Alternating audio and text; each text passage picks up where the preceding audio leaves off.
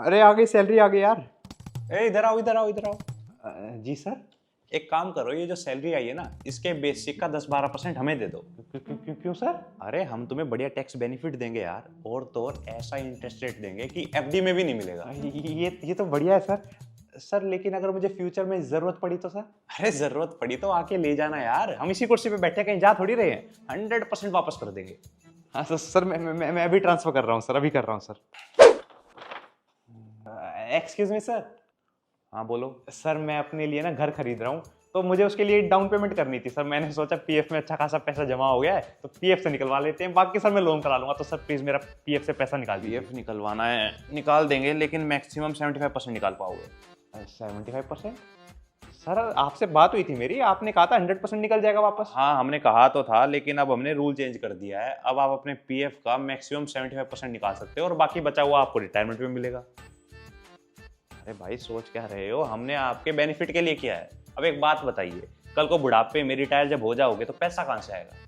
कहाँ से आएगा? पेंशन तो है नहीं, प्राइवेट में पेंशन तो है नहीं, फिर सरकारी में भी नहीं है आजकल तो। तब ये 25% जो पीएफ का पैसा है ना, तब काम आएगा ये। देखिए सर, आपका इंटेंशन सही है, लेकिन सर तरीका सही नहीं है सर। सर आप मेरा पैसा मुझे पूछ तो लेते रूल चेंज करने से पहले।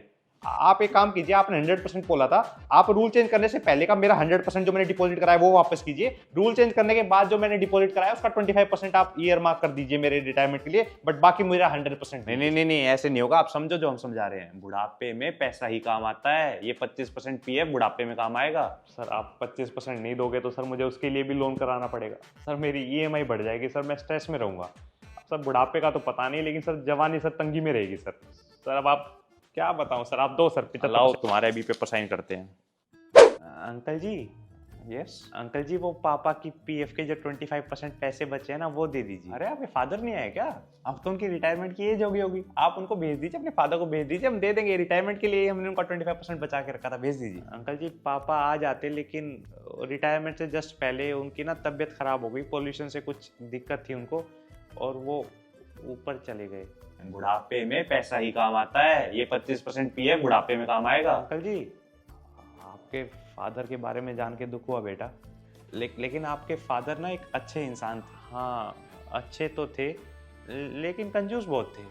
पता नहीं हमेशा ऐसे कहते थे कि घर की ईएमआई जाएगी, घर की ईएमआई जाएगी, पैसे नहीं है, पैसे नहीं है। मुझ पे कभी 2 रुपीस भी खर्च नहीं किए। बुढ़ापा तो बेचारे का आया ही नहीं, मेरी वजह से जवानी भी इंजॉय नहीं कर पाया, और बच्चे भी कंजूस बोल रहे हैं।